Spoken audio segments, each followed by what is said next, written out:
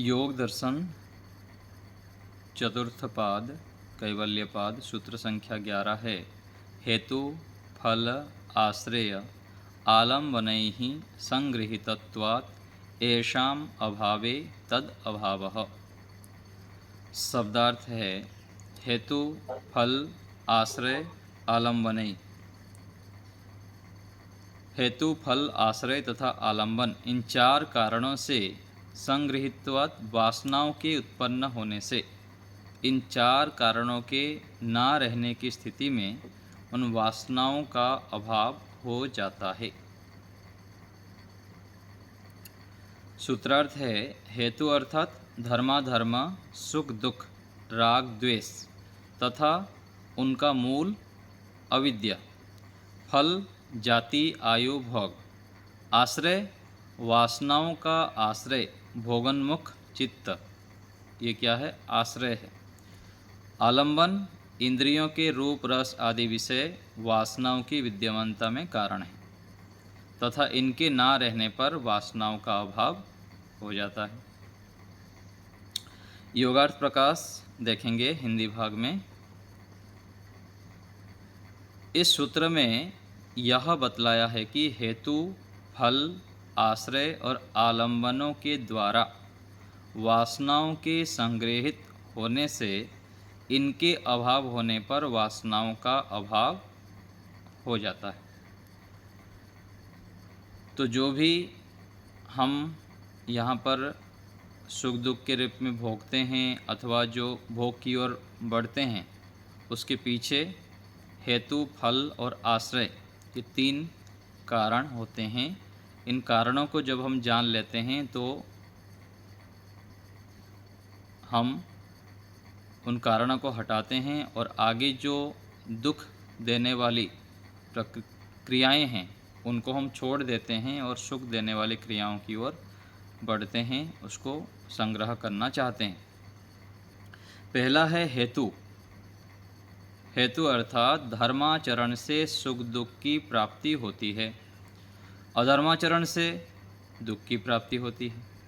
धर्माचरण का अभिप्राय है सकाम शुभ कर्म और अधर्माचरण का अर्थ है अभिप्राय है अशुभ कर्म। सुख भोग से सुख के संस्कार बनते हैं और दुख भोग से दुख के संस्कार बनते हैं। जितना भी हम सुख भोगते हैं, यहाँ पर कार्य करते हैं, अलग अलग व्यक्तियों के वस्तुओं के स्थान आदि आदि जो भी हमारे संस्पर्श में आते हैं, जिनके हम साथ संग करते हैं, जिनसे संयोग होते हैं, जुड़ते हैं, उससे क्या है? या तो सुख मिलता है या दुख मिलता है। जब हमको सुख मिलता है तो सुख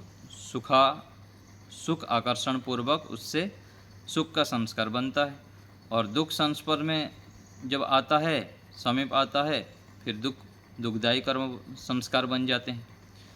तो सुख के जिन साधन से सुख की प्राप्ति होती है, उस साधन में और उससे मिलने वाले सुख में राग उत्पन्न होता है। जब सुख मिलेगा तो धीरे धीरे करके उसमें हमारी राग हो जाती है। उस राग के कारण व्यक्ति उस कार्य को करता है। प्रारंभ में तो पता नहीं लगता है कि उसमें मेरा राग हो रहा है, लेकिन धीरे धीरे करके स्वाभाविक प्रवृत्ति हो जाती है और उसमें राग रूपी जो क्लेश है वह बन जाता है और उस कार्य के संपादन में जो व्यक्ति सहायता देता है उसको वो लाभ पहुंचाता है। यदि सुख मिल रहा है तो लाभ पहुंचाता है, उसको अच्छा मानता है, और जो उसमें बाधा डालता है, उपस्थित करता है, उसको उसकी हानि करता है। इसी प्रकार से अधर्माचरण से दुख मिलता है और दुख के अनुभव से दुख के संस्कार उत्पन्न होते हैं। दुख और दुख के साधनों से व्यक्ति द्वेष करता है। द्वेष के कारण मन वाणी और शरीर से फिर अधर्माचरण करता रहता है। तो स्वाभाविक रूप से ये प्रवृत्तियां हमारी होती रहती है। यदि हम सतर्क सावधान नहीं रहते हैं और जागरूक नहीं होते हैं तो धीरे धीरे करके इन में हम फंस जाते हैं। इसी प्रकार व्यक्ति सकाम शुभ कर्म और अशुभ कर्मों को करता रहता है।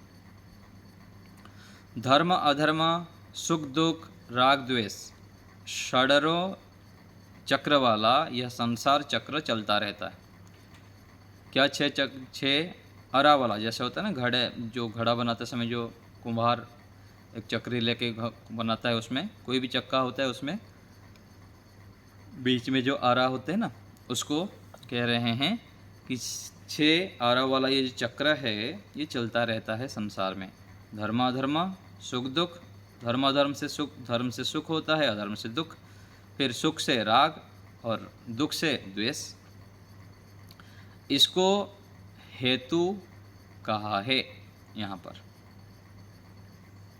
तो हेतु अर्थात ये जो चक्र है, धर्म अधर्म, सुख दुख, राग द्वेष, इन सब के कारण जो प्रवृत्तियाँ होती है, ये सब क्या है? हेतु है। ये ऐसी हमारी प्रवृत्तियाँ होती है। आगे फल क्या है? प्रायः व्यक्ति धन सम्मान आदि लौकिक सुखों को लक्ष्य बनाकर कर्म करता रहता है। किसको लक्ष्य बना के अधिकांश प्रवृत्ति होती है? लौकिक सुख, संसार में जो सुख मिलता है। जिन लौकिक सुखों आदि को लक्ष्य बनाकर व्यक्ति कर्म करता है, उन्हें फल कहते हैं। फल किसे कहते हैं? जिनको हम लक्ष्य बना के कार्य करते हैं, जो हमको मिलने वाला है।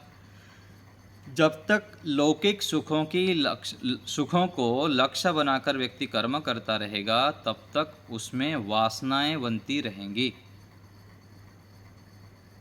वासनाएं अर्थात क्या है?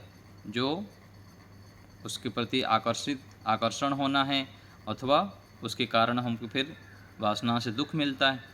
यदि लौकिक सुख नहीं होगा तो वासनाएं बनेंगे नहीं, और उस वासना ना बनने के कारण फिर हम इन चक्र में फंसेंगे नहीं, फिर तो उससे आगे बाहर निकल जाएंगे।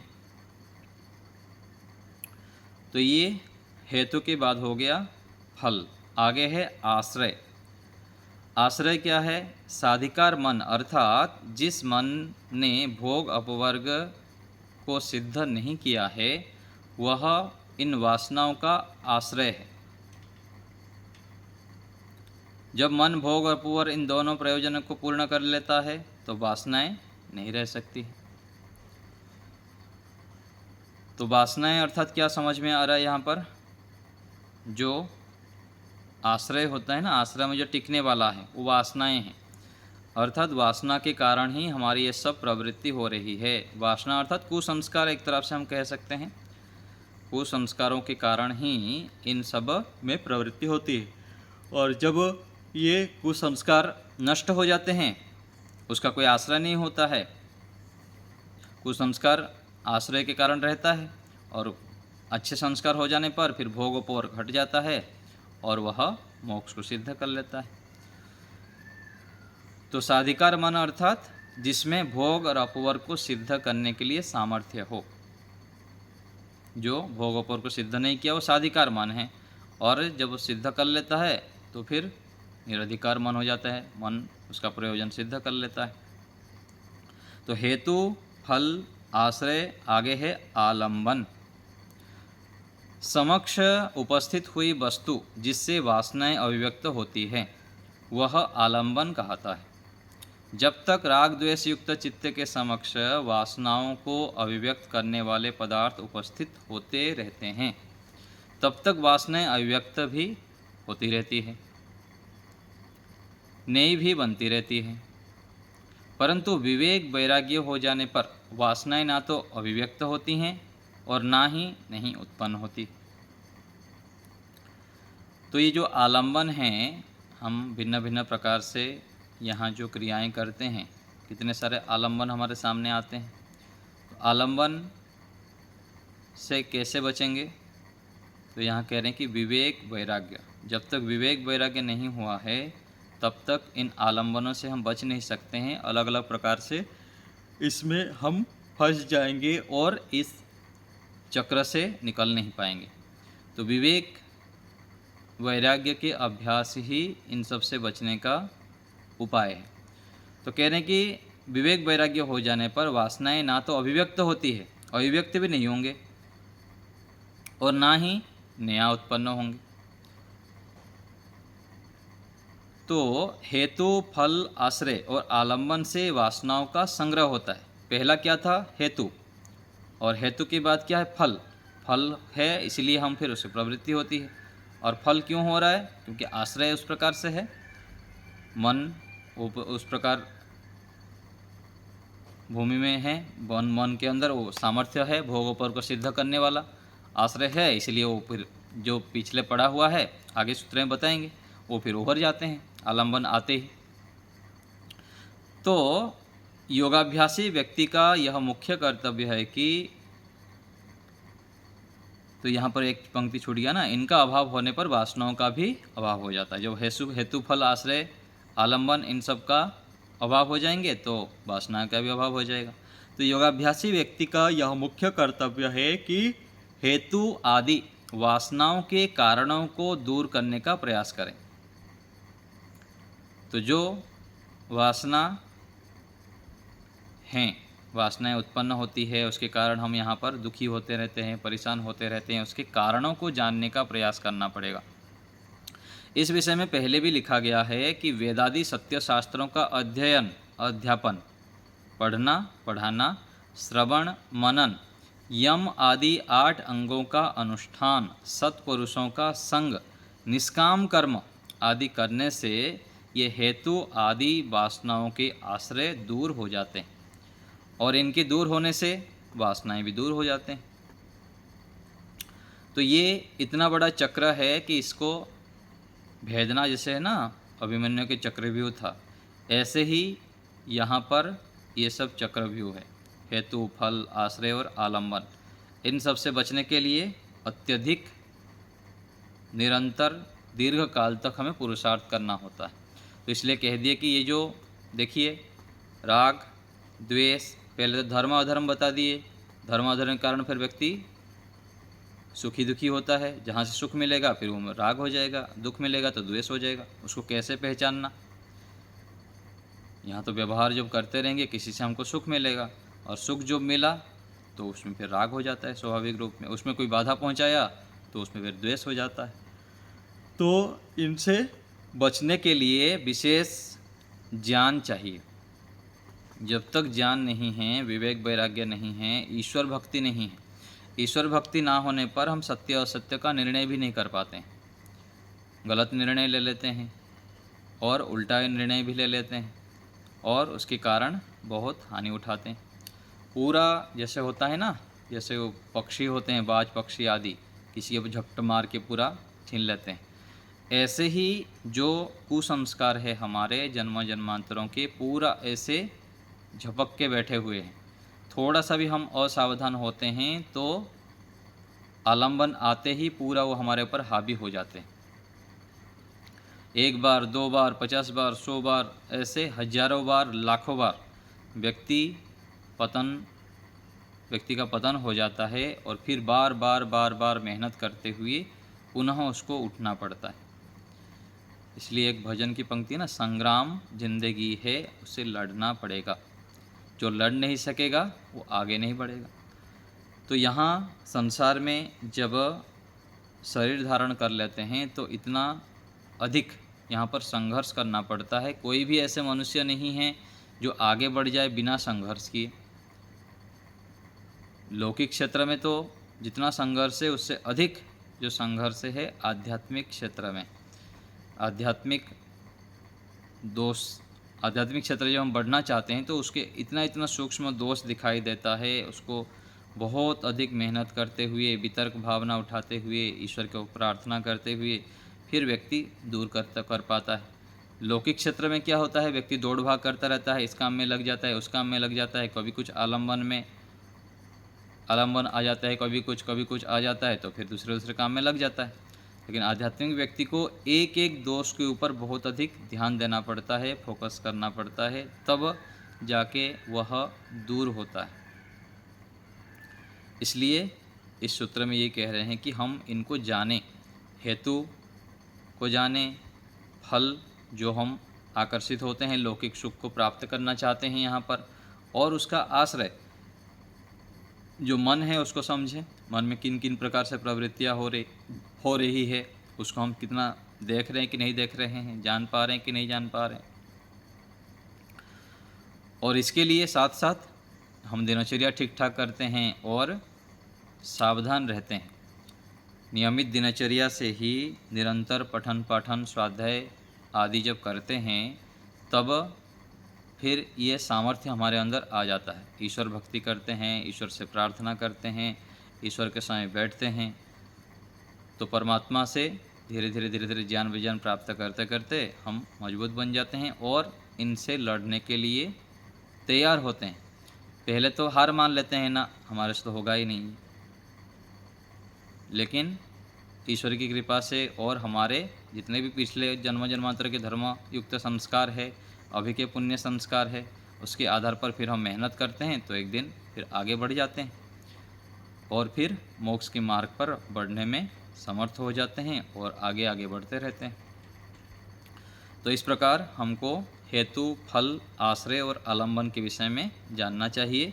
हेतु अर्थात यहाँ हम देख लिए जो अविद्या है, 6 चक्र है, धर्म अधर्म सुख दुख राग द्वेष है। फल लौकिक सुख जो हम लक्ष्य बनाकर चलते हैं। आश्रय अर्थात जो साधिकार मन है, जिस मन में भोग और अपवर्ग को सिद्ध करने के लिए सामर्थ्य होता है। और आलंबन जो हमारे सामने उपस्थित होता है। कितने सारे यहाँ पर आलंबन है, आँख खोलते ही आलंबन है, घर से बाहर निकलो फिर भी आलंबन है, कितने कितने प्रकार के आलंबन आता रहता है यहाँ पर। तो उन आलंबनों से बचने के लिए बहुत अधिक अपने आप को मानसिक स्तर पर मजबूत बनाना पड़ता है, तब फिर हम आलंबनों से बच पाएंगे, अपनी रक्षा कर पाएंगे। तो इस प्रकार से इस सूत्र में बताया गया। इसमें किसी को कुछ पूछना हो तो बताइए आप लोग।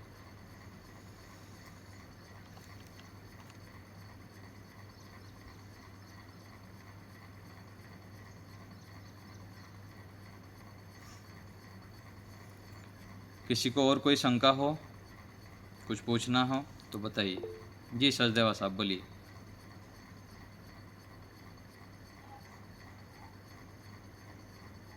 जी नमस्ते। नमस्ते जी। आलम्बन जो है ये तो छूटेगा नहीं, हम जब तक घर में रहते हैं।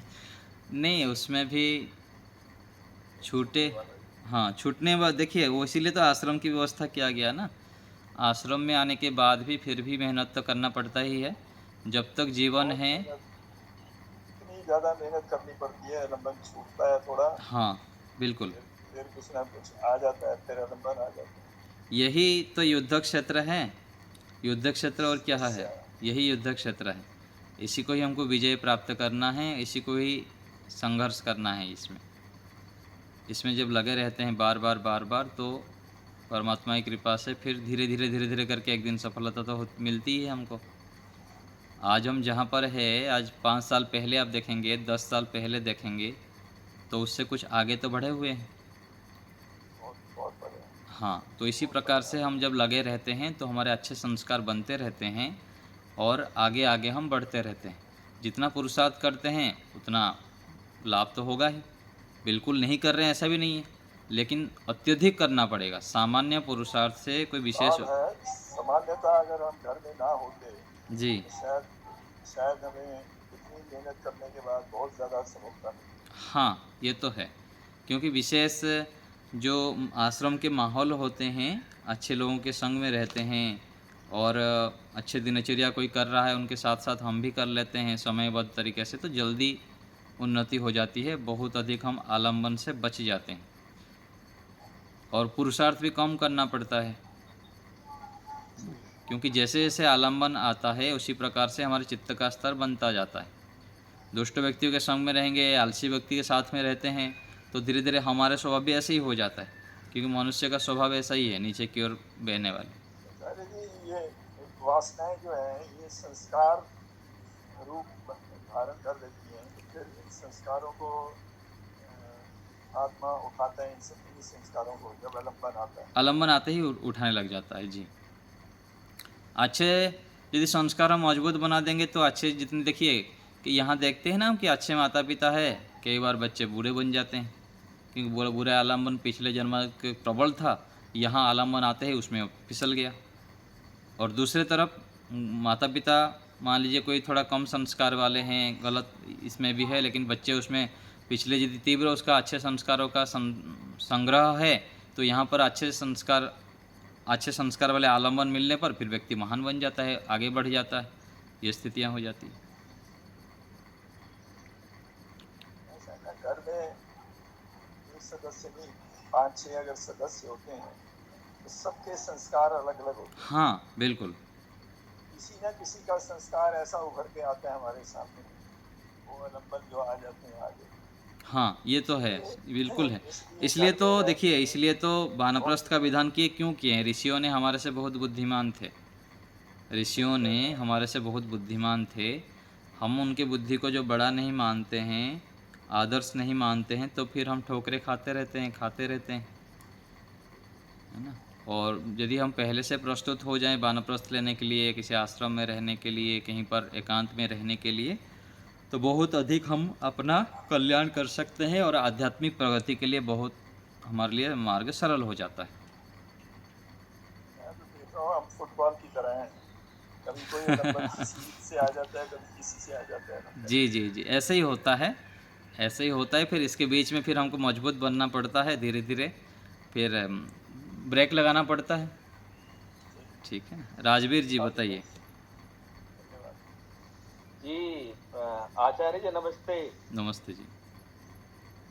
आचार्य जी वैराग्य क्या थोड़ा सा वो बताना वैराग्य के बारे में, और ये आलंबन क्या मोह भी हो सकता है, मोह लगाव किसी चीज के प्रति? हाँ, राग जो है ना, राग आगे चलकर मोह हो जाता है। जो राग है ना, राग हम बोलते हैं, एक तो माता पिता की जो बच्चों के प्रति होता है ना, कई बार वो मोह हो जाता है। मोह के कारण क्या होता है, जो अच्छे धार्मिक माता पिता होते हैं ना, बच्चा यदि गलत होता है तो वो धन उसको नहीं देते हैं, वो अच्छे दूसरे जगह अच्छे जगह पर लगा देंगे। जो धार्मिक माता पिता है, बुद्धिमान माता पिता है। और जो अज्ञानी माता पिता है, वो क्या कहे, मोह बस, चाहे बच्चा शराबी हो, गलत काम करता हो, जुआ खेलता हो, कुछ भी करता हो, मोहग्रस्त होके मेरा बच्चा है बोल के उसको सारा संपत्ति दे देते हैं। और माताएं क्या करते हैं, बच्चे मान लीजिए कि गलत मार्ग पर चल रहा है, फिर भी बोलेंगे चलो मेरा बेटा है, ज़्यादा कुछ बोलेंगे नहीं, अथवा मेरा बच्चा गलत नहीं हो सकता है, कोई बताए तब भी उसको दूर करना नहीं चाहते हैं, अथवा ऐसे सोचते हैं, है ना? तो कई बार ये जो राग है, राग आगे चलकर धीरे धीरे करके मोह के रूप ले लेता है। और वैराग्य जो कह रहे हैं, वैराग्य अर्थात ज्ञान, ज्ञानस्य व पराकाष्ठा वैराग्यम। जितना जितना हम ज्ञान से परिपक्व होते हैं, उतना ही हम वैराग्य से युक्त है। केवल वस्त्र पहनना, घर छोड़ लेना आदि आदि वैराग्य का चिन्ह नहीं है। व्यवहार में हम कितना ज्ञान से परिपक्व है। परसों हम एक जगह पर गए थे, तो मैं गाड़ी चला रहा था, गया था तो गाड़ी एक जगह पर पार्किंग किया, तो पीछे बैक करते समय एक व्यक्ति का बाइक पीछे खड़ा था, तो ध्यान नहीं दिया, पता नहीं लग पाया, तो गिर गया बाइक। तो मैं जाके बाइक को उठा दिया। तो मैं जब बाइक देखा तो आसपास में कोई थे नहीं, शायद दुकान में थे, वो व्यक्ति खड़े थे। तो जब मैं फिर ड्राइवर सीट पे बैठ गया तो पीछे देखा तो वो व्यक्ति तुरंत वो दुकान से सामान खरीद के लेके आए और बाइक अपना उठाए, उसमें मोबिल भी गिर रहा था शायद थोड़ा सा, तो बाइक उठाए, स्टार्ट मारे, चल पड़े, बिल्कुल कुछ बोले नहीं। तो देखिए ये क्या है, ये भी एक ज्ञान की स्थिति है। दूसरा व्यक्ति होता तो कोई लड़ाई करने लग जाता, कोई 4 शब्द कम से कम बोलता कि आप देख के कर नहीं रहे, ये करते वो करते हैं, है ना? तो वो व्यक्ति क्या है, कुछ तो सत्संगी व्यक्ति होगा, कुछ ज्ञानवान व्यक्ति होगा, है ना, धार्मिक होगा, तो उसको पता लगा कि हाँ चलो गलती से हो भी जाता है, जानबूझते हुए कोई करेगा नहीं। तो ऐसे ऐसे व्यवहार में बहुत जगह पर देखने में पता लगता है कि व्यक्ति कैसे कैसे अच्छे संस्कार उसके अंदर होते हैं, ज्ञान का स्तर कितना उन्नत होता है, और उसके सामने हमको लगता है कि अरे हम भी उससे हमको भी सीखना चाहिए। तो इस प्रकार से व्यवहार में जितने जितने क्षेत्र में हमारा ज्ञान का स्तर बढ़ता जाता है, हम जो लौकिक धन संपत्ति से लेकर पद प्रतिष्ठा से लेकर सम्मान की इच्छा आदि आदि जितना भी है, जितना इतना हम उसमें परिपक्व हो जाते हैं, वहाँ हम आलम्बन आने पर भी घबराते नहीं हैं, चंचल नहीं होते हैं, शांत रहते हैं, प्रसन्न रहते हैं, तो हमारा ज्ञान का स्तर बढ़ा हुआ है और उतना उतना हमारा वैराग्य का स्तर बढ़ा हुआ है।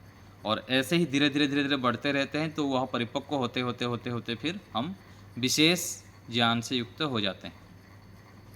तो ज्ञान की बढ़ोतरी उच्च अवस्था ही वैराग्य है। घर में व्यक्ति क्यों पड़ा रहता है, क्यों घर नहीं छोड़ना चाहता है? क्योंकि ज्ञान का इतना परिपक्व अवस्था नहीं हुआ है। ज्ञान जो परिपक्व हो जाता है कि वहाँ मुझको लाभ होगा, तो फिर वो घर से बाहर निकलता है। और फिर घर से बाहर निकलने के बाद भी केवल आश्रम आ जाने से भी कम कल्याण नहीं हो जाता है। वहाँ भी व्यक्ति को अत्यधिक पुरुषार्थ करना पड़ता है, सतर्क रहना पड़ता है, सावधान रहना पड़ता है, ईमानदारी से मेहनत करना पड़ता है, तब जाके वहाँ पर भी एक वैराग्य को फिर आगे बढ़ा पाता है। नहीं तो आश्रम में आके ही व्यक्ति बिगड़ जाते हैं, फिर वही लौकिक बातें करने लग जाते हैं, इधर उधर के गप्पे लगाने लगेंगे, समय बर्बाद करेंगे, आदि आदि कार्य करके समय बर्बाद कर लेते हैं। तो वैराग्य अर्थात ज्ञान की परिपक्व अवस्था है। निरंतर स्वाध्याय, सत्संग आदि जब हम करते हैं, नियमित दिनचर्या करते हैं और निधिध्यासन करते हैं, अपना आत्म कल्याण चिंतन करते हैं, तो ईश्वर की कृपा से हमारे अंदर धीरे धीरे वैराग्य गुण आने लग जाता है। ठीक है, और कोई बात? जी धन्यवाद आदरणीय आचार्य जी। जी, और कोई बात किसी को पूछना है? बहुत अच्छा समझाया आचार्य जी आपने वैराग्य के बारे में, बहुत बढ़िया लगा। हाँ, तो कई बार ऐसे हो जाता है ना, हम अपने आप को बहुत ज्ञानी मानते हैं और दूसरे को नीच दे से मानते हैं, लेकिन आगे चलकर जब हम धीरे धीरे पवित्र होते हैं, ज्ञान का स्तर बढ़ता है, तो पता लगता है कि हमारे अंदर तो कुछ भी नहीं है, हमको और भी सीखना चाहिए, और भी हमको जानना पड़ेगा, सीखना होगा, आदि आदि। तो इसीलिए निरंतर विद्यार्थी रूप में रहना पड़ता है, विनम्र होकर रहना पड़ता है। और यह गुण, विशेष गुण ईश्वर की उपासना से आते हैं। तो परमात्मा की उपासना के लिए हमको प्रत्येक दिन समय लगाना चाहिए।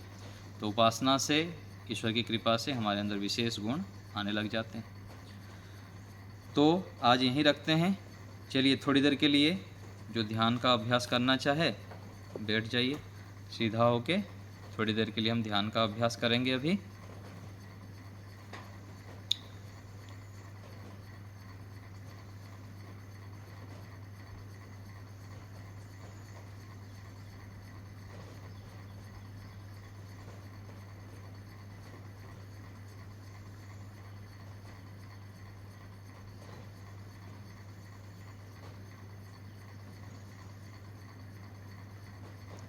नेत्रों को कोमलता से बंद करेंगे, कमर गर्दन सीधा, आँखों के सामने घनघोर अंधकार की स्थिति। ईश्वर की अनुभूति बनाएंगे मन में। मैं आत्मा हूँ, परमपिता परमेश्वर मेरे साथ विद्यमान हैं।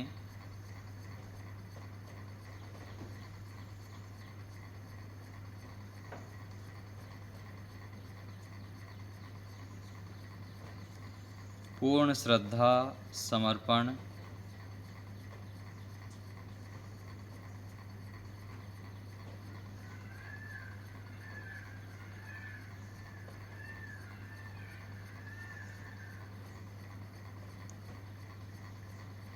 तीन से 5 बार लंबा गहरा श्वास भरेंगे, छोड़ेंगे।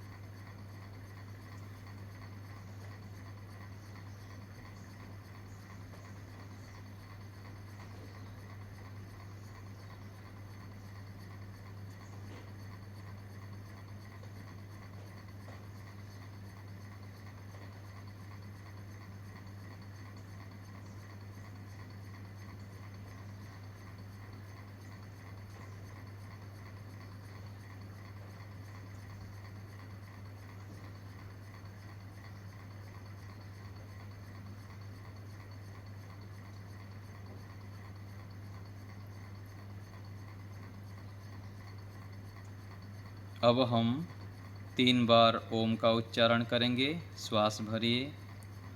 ओम के उच्चारण के समय मन में अर्थ विचार करेंगे, ईश्वर के कोई भी एक गुण सर्वज्ञ है, न्यायकारी है, आनंद है, दयालु है, कोई एक गुण को, एक ही गुण को एक समय में जब ध्यान में बैठते हैं, एक गुण को कई दिन तक अभ्यास करना चाहिए। तो एक गुण को मन में रखते हुए ओम के उच्चारण वाणी से करेंगे और मन से उस गुण को आवृत्ति करते रहेंगे। श्वास भरें,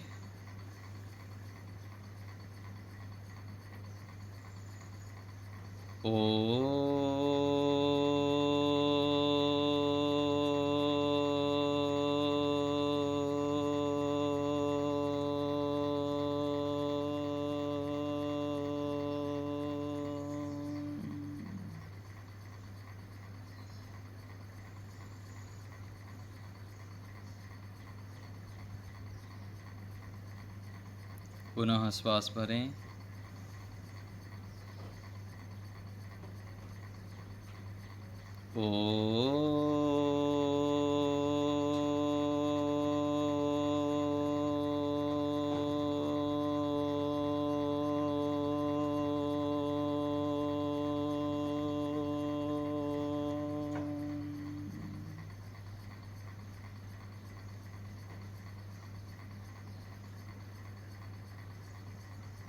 फिर से श्वास भरें,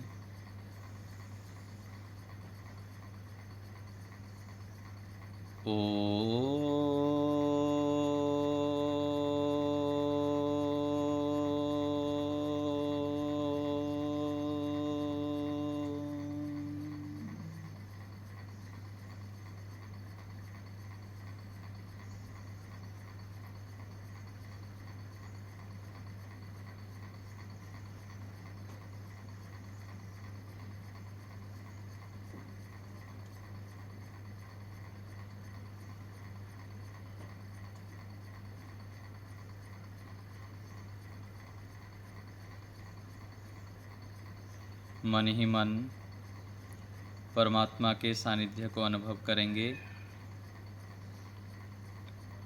ईश्वर की स्तुति, हे परमपिता, आप महान हैं, आपने ही इस सृष्टि को बनाया है।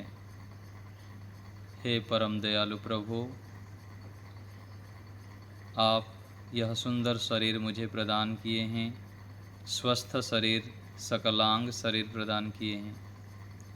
हे परमपिता, आपकी महती अनुकंपा से मैं आपको स्मरण कर पा रहा हूँ, आपके सानिध्य में बैठ पाया हूँ।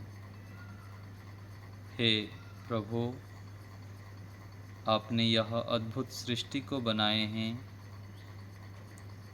विशेष सूर्य, चंद्र, नक्षत्र आदि, पहाड़, पर्वत, समुद्र, पेड़ पौधे, पुष्प, वनस्पति आदि बनाए हैं। आप अद्भुत हैं पिता। हे परम दयालु प्रभु, मैं आपके शरण में आया हूँ, मेरे ऊपर कृपा कीजिए, मुझे श्रेष्ठ ज्ञान, बल, आनंद प्रदान कीजिए। हे परमपिता,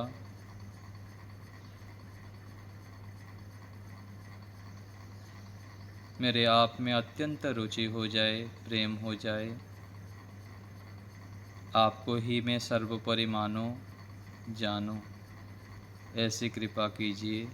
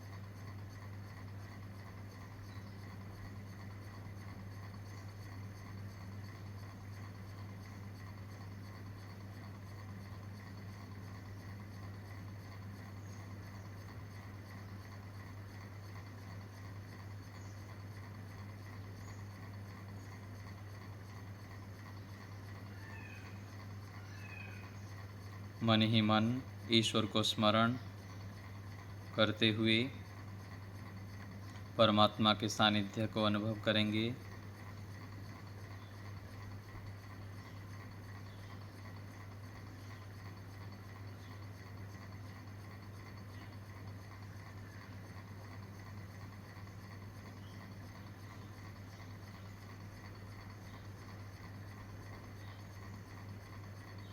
हे प्रभु, आप मेरे हैं, मैं आपका हूँ।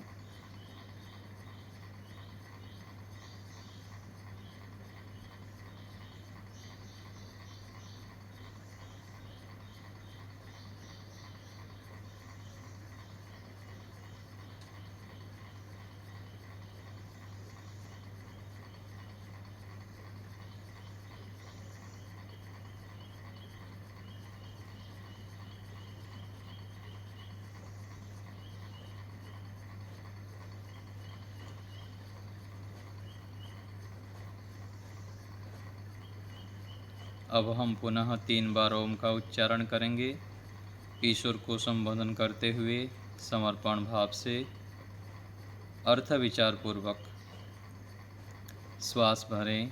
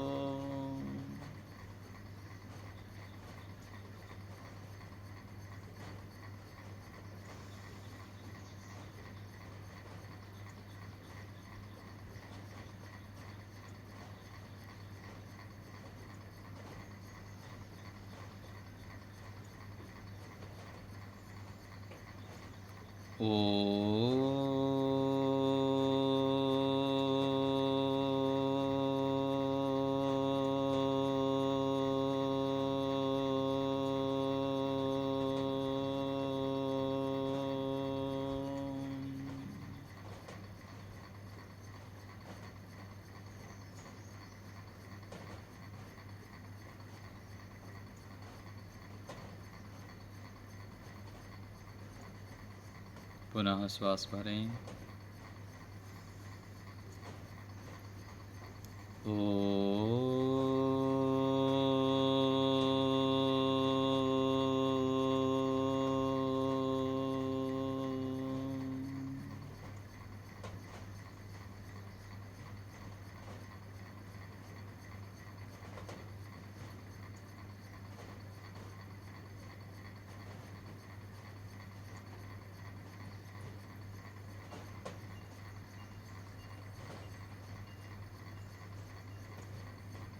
अब हम विराम की ओर चलेंगे।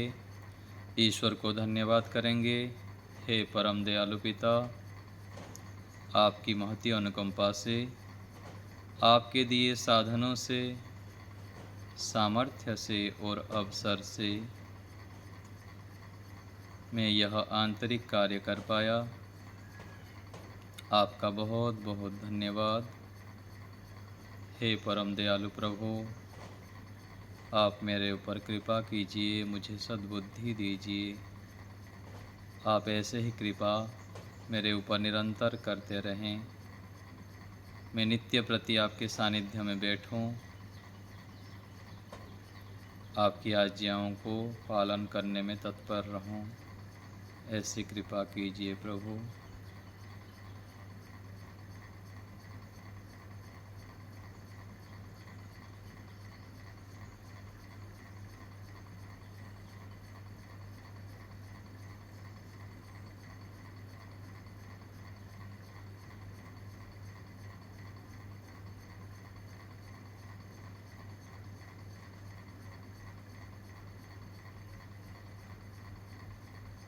मन ही मन ईश्वर के चरणों में नतमस्तक होते हुए धन्यवाद ज्ञापन करेंगे।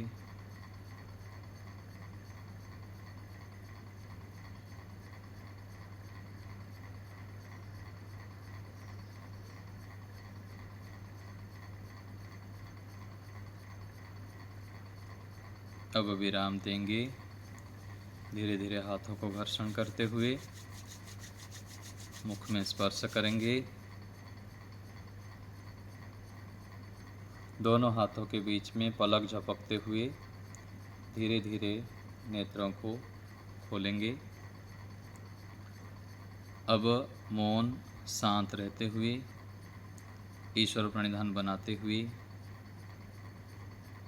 आगे की क्रियाओं को करेंगे। जब भी ध्यान से उठते हैं तो मौन, शांत और बंद आँखों से जैसे ईश्वर का स्मरण कर रहे थे ऐसे ही खुले नेत्रों से भी ईश्वर प्रणिधान का अभ्यास करते हुए धीरे धीरे कुछ समय तक शांत रहते हुए अपने कामों को करना चाहिए। यहीं विराम देते हैं।